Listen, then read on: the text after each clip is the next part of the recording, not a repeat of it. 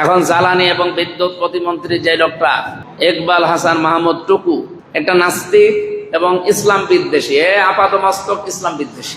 আপনি যদি বলেন উনি জামাত ইসলামী বিদ্বেষী, চরমনাই পীরের বিদ্বেষী, না, উনি ইসলাম বিদ্বেষী। ওনার বক্তব্য কালকে দেখেছি।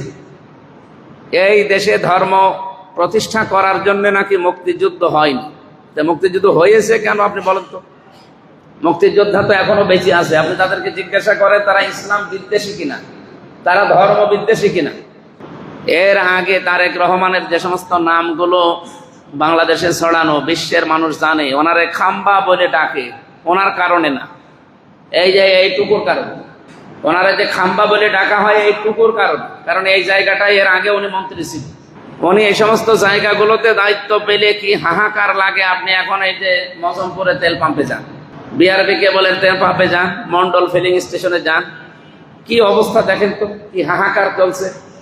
আমি সকাল থেকে মেডিকেলে ছিলাম, 5 লিটারের বেশি তেল দেয় না জেনারেটর চালাতে, অথচ বিশাল মেডিকেল কলেজ হাসপাতাল চালাতে কত মানুষের জীবন বিপন্ন এখন আপনি টের পাচ্ছেন।